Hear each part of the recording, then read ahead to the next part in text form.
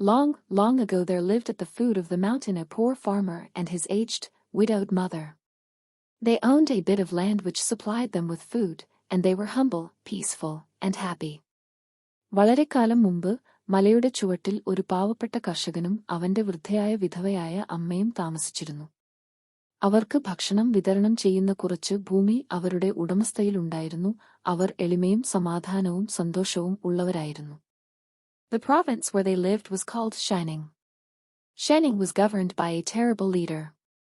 He was a warrior and hated anything that seemed weak or frail. അവർ താമസിച്ചിരുന്ന പ്രവിശ്യയെ shining എന്ന് വിളിച്ചിരുന്നു. ഷൈനിംഗിനെ ഭരിച്ചിരുന്നത് ഭയങ്കരനായ ഒരു നേതാവായിരുന്നു.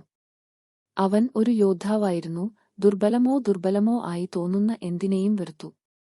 One day he issued a cruel proclamation. The entire province was given strict orders to immediately put to death all of the old people. Those were the days when the custom of abandoning old people to die was not uncommon. ഒരു ദിവസം അയാൾ ക്രൂരമായ ഒരു വിളംബരം പുറപ്പെടുവിച്ചു. എല്ലാ പ്രായമായവരെയും ഉടൻ തന്നെ കൊല്ലാൻ പ്രവിശ്യ മുഴുവൻ കർശനമായ ഉത്തരവുകൾ നൽകി. പ്രായമായവരെ മരിക്കാൻ ഉപേക്ഷിക്കുന്ന പതിവില്ലാത്ത കാലമായിരുന്നു അത്. The poor farmer loved his aged mother dearly, and the order filled his heart with sadness. But no one ever thought twice about obeying the order of the governor. പാവപ്പെട്ട കർഷകൻ തന്റെ വൃദ്ധയായ അമ്മയെ അത്യധികം സ്നേഹിച്ചു. ഉത്തരവ് അവന്റെ ഹൃദയത്തിൽ ദുഃഖം നിറച്ചു. എന്നാൽ ഗവർണറുടെ ഉത്തരവ് അനുസരിക്കുന്നതിനെക്കുറിച്ച് ആരും രണ്ടാമതൊന്ന് ചിന്തിച്ചില്ല. And so with many deep sighs, the youth prepared for what at that time was considered the kindest mode of death. അങ്ങനെ അനേകം ദീർഘനിശ്വാസങ്ങളോടെ യുവാക്കൾ അക്കാലത്ത് മരണത്തിന്റെ ഏറ്റവും ദയുള്ള മാർഗമായി കണക്കാക്കപ്പെട്ടിരുന്നതിന് തയ്യാറെടുത്തു. At sundown, when his day's work was ended, the son took a quantity of unwhitened rice which was the main food of the poor. സൂര്യാസ്തമയ സമയത്ത് തന്റെ ദിവസത്തെ ജോലി അവസാനിച്ചപ്പോൾ മകൻ പാവപ്പെട്ടവരുടെ പ്രധാന ഭക്ഷണമായ വെള്ളയില്ലാത്ത അരി ഒരു അളവ് എടുത്തു. He cooked and dried it, and tied it in a square cloth. He swung the bundle around his neck along with a gourd filled with cool, sweet water. അവൻ അത് പാകം ചെയ്ത് ഉണക്കി ഒരു ചതുര തുണിയിൽ കെട്ടി. തണുത്ത മധുരമുള്ള വെള്ളം നിറച്ച മത്തങ്ങയ്ക്കൊപ്പം അയാൾ ആ കെട്ടും കഴുത്തിൽ ചുറ്റി. Then he lifted his helpless old mother to his back and started on his long, painful journey up the mountain. പിന്നെ അവൻ തന്റെ നിസ്സഹായയായ വൃദ്ധയായ അമ്മയെ പുറകിലേക്ക് ഉയർത്തി മലമുകളിലേക്കുള്ള തന്റെ നീണ്ട, വേദനാജനകമായ യാത്ര ആരംഭിച്ചു. The road was long and steep. It was crossed and recrossed by many paths made by the hunters and woodcutters. One path or another, it mattered not to the young man, as long as he went up. Road നീണ്ടതും കുത്തനെയുള്ളതുമായിരുന്നു. വേട്ടക്കാരും മരംവെട്ടുകാരും ഉണ്ടാക്കിയ പല വഴികളിലൂടെയും അത് കടന്നു വീണ്ടും കടന്നു. ഏതെങ്കിലും ഒരു വഴി മുകളിലേക്ക് പോകുമ്പോൾ യുവാവിന് അത് പ്രശ്നമല്ല. And he went, ever upward towards the high bare top of what is known as Obatsuyama, the mountain of abandoning the aged. വാർദ്ധക്യത്തെ ഉപേക്ഷിക്കുന്ന പർവ്വതമായ ഒബാത്സുയാമ എന്നറിയപ്പെടുന്ന ഉയർന്ന നഗ്നമായ മുകൾ ഭാഗത്തേക്ക് അദ്ദേഹം എപ്പോഴെങ്കിലും മുകളിലേക്ക് പോയി. The eyes of the old mother were not so dim, but that they noted the reckless hastening from one path to another. Her loving heart grew anxious. വൃദ്ധയായ അമ്മയുടെ കണ്ണുകൾ അത്ര മങ്ങിയിരുന്നില്ല, പക്ഷേ ഒരു വഴിയിൽ നിന്ന് മറ്റൊരു വഴിയിലേക്കുള്ള അശ്രദ്ധമായ തിടുക്കം അവർ ശ്രദ്ധിച്ചു. അവളുടെ സ്നേഹനിർഭരമായ ഹൃദയം ആകുലപ്പെട്ടു. Her son did not know the mountain's many paths, and his return might be dangerous for him, so she stretched forth her hand and snapped the twigs from brushes as they passed. പർവ്വതത്തിന്റെ പല വഴികളും അവളുടെ മകന് അറിയില്ലായിരുന്നു.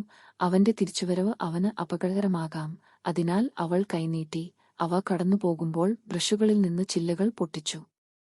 Then quietly dropped a handful every few steps of the way so that as they climbed, the narrow path behind them was dotted at frequent intervals with tiny piles of twigs. പിന്നെ നിശബ്ദമായി ഓരോ ഏതാനും പടികൾ പോകുമ്പോഴും ഒരു പിടി ഇറക്കി. അങ്ങനെ അവർ കയറുമ്പോൾ അവരുടെ പിന്നിലെ ഇടുങ്ങിയ പാതയിൽ ഇടയ്ക്കിടെ ചെറിയ ചില്ലകളുടെ കൂമ്പാരങ്ങൾ ഉണ്ടായിരുന്നു. At last the summit was reached. അവസാനം ഉച്ചകോടിയിലെത്തി.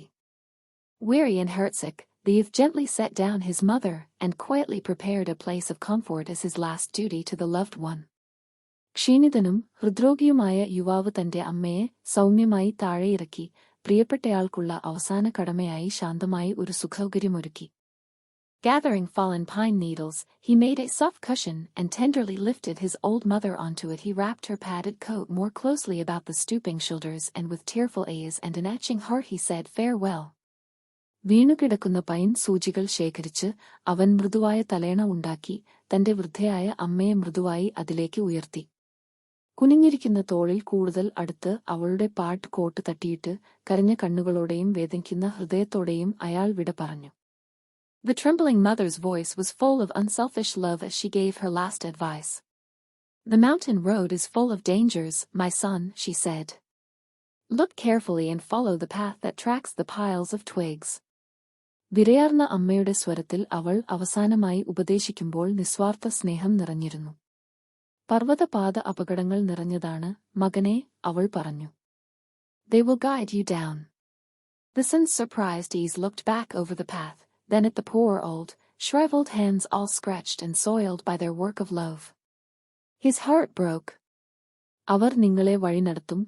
മകന്റെ ആശ്ചര്യഭരിതമായ കണ്ണുകൾ വഴിയിലേക്ക് തിരിഞ്ഞു നോക്കി. പിന്നെ പാവപ്പെട്ട വൃദ്ധരായ ചുരുട്ടിപ്പോയ കൈകളെല്ലാം അവരുടെ സ്നേഹപ്രവൃത്തിയിൽ മാന്തിക്കുഴിയുണ്ടാക്കി. അവന്റെ ഹൃദയം തകർന്നു. Bowing to the ground, the son cried out, "Oh, honorable mother, your kindness breaks my heart. I will not leave you. Together we will follow the path of twigs, and together we will die." നിലത്തു കുമ്പിട്ട് മകൻ നിലവിളിച്ചു, അയ്യോ, ബഹുമാനപ്പെട്ട അമ്മേ, അങ്ങയുടെ ദയ എന്റെ ഹൃദയത്തെ തകർക്കുന്നു. ഞാൻ നിന്നെ വിടില്ല, ഞങ്ങൾ ഒരുമിച്ച് ചില്ലകളുടെ പാത പിന്തുടരും, ഒരുമിച്ച് മരിക്കും. Once more he carried her. How light she seemed now! And hastened down the path, through the shadows and the moonlight, to the little hut in the valley. ഒരിക്കൽ കൂടി അവൻ അവളെ എടുത്തു. അവൾ ഇപ്പോൾ എത്ര തെളിച്ചമുള്ളതായി തോന്നി. നിഴലിലൂടെയും നിലാവെളിച്ചത്തിലൂടെയും താഴ്വരയിലെ ചെറിയ കുടിലേക്കുള്ള പാതയിലൂടെ വേഗം പോയി. Beneath the kitchen floor was a walled closet for food, which was covered and hidden from view. There the son hid his mother, giving her with everything she needed, always watching and fearing she would be discovered. Time passed. അടുക്കളയുടെ തറയുടെ അടിയിൽ ഭക്ഷണത്തിനുള്ള ഒരു ഭിത്തിയുള്ള ഒരു അലമാര ഉണ്ടായിരുന്നു, അത് മറച്ചുവെച്ചിരുന്നു. അവിടെ മകൻ അമ്മയെ ഒളിപ്പിച്ചു, അവൾക്ക് ആവശ്യമുള്ളതെല്ലാം നൽകി, എപ്പോഴും നിരീക്ഷിക്കുകയും അവളെ കണ്ടെത്തുമെന്ന് ഭയക്കുകയും ചെയ്തു. സമയം കടന്നുപോയി. He was beginning to feel safe when again the governor sent forth heralds bearing an unreasonable order, seemingly as a boast of his power. His demand was that his subjects should present him with a rope of ashes. Governor വീണ്ടും തന്റെ അധികാരത്തിന്റെ പൊങ്ങച്ചമെന്നോണം യുക്തിരഹിതമായ ഉത്തരവ് പുറപ്പെടുവിച്ച സന്ദേശവാഹകരെ അയച്ചപ്പോൾ അയാൾക്ക് സുരക്ഷിതത്വം തോന്നിത്തുടങ്ങി. തന്റെ പ്രജകൾ തനിക്ക് ചാരം കയർ സമ്മാനിക്കണമെന്നായിരുന്നു അദ്ദേഹത്തിന്റെ ആവശ്യം. The entire province trembled with dread. The order must be obeyed, yet who in all shining could make a rope of ashes? One night, in great distress, the son whispered the news to his hidden mother. Wait, she said. I will think. I will think. On the second day she told him what to do. പ്രവിശ്യയാകെ ഭീതിയാൽ വിറച്ചു.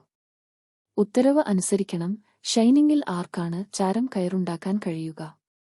ഒരു രാത്രി വളരെ വിഷമത്തിൽ മകൻ തന്റെ മറഞ്ഞിരിക്കുന്ന അമ്മയോട് ആ വാർത്ത മന്ത്രിച്ചു. കാത്തിരിക്കുക, അവൾ പറഞ്ഞു. ഞാൻ ആലയാചിക്കാം. ഞാൻ ആലയാചിക്കാം. രണ്ടാം ദിവസം അവൾ അവനോട് എന്താണ് ചെയ്യേണ്ടെന്ന് പറഞ്ഞു. Make rope of twisted straw, she said. Then stretch it upon a row of flat stones and burn it on a windless night. He called the people together and did as she said, and when the blaze died down, there upon the stones, with every twist and fiber showing perfectly, lay a rope of ashes. പിഴച്ച വൈക്കോൽ കൊണ്ട് കയർ ഉണ്ടാക്കുക, അവൾ പറഞ്ഞു. പിന്നെ പരന്ന കല്ലുകളുടെ നിരയിൽ നീട്ടിക്കാറ്റില്ലാത്ത രാത്രിയിൽ കത്തിക്കുക. അവൻ ആളുകളെ വിളിച്ചുകൂട്ടി. അവൾ പറഞ്ഞതുപോലെ ചെയ്തു. തീ അണഞ്ഞപ്പോൾ അവിടെ കല്ലുകൾക്ക് മുകളിൽ ഓരോ വളവുകളും നാരുകളും നന്നായി കാണിക്കുന്നു, ചാരത്തിന്റെ ഒരു കയർ കിടന്നു. The governor was pleased at the wit of the youth and praised greatly, but he demanded to know where he had obtained his wisdom. Alas! Alas! Cried the farmer, the truth must be told, and with deep bows he related his story. യുവാക്കളുടെ ബുദ്ധിയിൽ governor സന്തുഷ്ടനാകുകയും അത്യധികം പ്രശംസിക്കുകയും ചെയ്തു. എന്നാൽ തനിക്ക് എവിടെ നിന്നാണ് ജ്ഞാനം ലഭിച്ചതെന്ന് അറിയാൻ അദ്ദേഹം ആവശ്യപ്പെട്ടു. അയ്യാ, അയ്യാ, കർഷകൻ നിലവിളിച്ചു. സത്യം പറയണം. ആഴത്തിലുള്ള വില്ലുകളോടെ അവൻ തന്റെ കഥ വിവരിച്ചു. The governor listened and then meditated in silence. Finally he lifted his head. The province of Shining needs more than the strength of youth, he said gravely.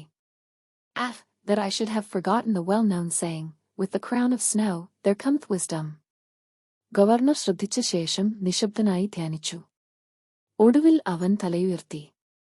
Shining പ്രവിശ്യയ്ക്ക് യുവത്വത്തിന്റെ ശക്തിയേക്കാൾ കൂടുതൽ ആവശ്യമാണ്, അദ്ദേഹം ഗൗരവമായി പറഞ്ഞു. ഓ, ഹിമഗിരിയിടത്തോടൊപ്പം ജ്ഞാനം വരുന്നു എന്ന സുപ്രസിദ്ധമായ ചൊല്ല് ഞാൻ മറന്നുപോയെങ്കിൽ. That very hour, the cruel law was abolished. And the custom drifted so far into the past that only its legend remains. ആ മണിക്കൂറിൽ തന്നെ ക്രൂരമായ നിയമം നിർത്തലാക്കപ്പെട്ടു. ആചാരം ഭൂതകാലത്തിലേക്ക് നീങ്ങി, അതിന്റെ ഐതിഹ്യം മാത്രം അവശേഷിക്കുന്നു.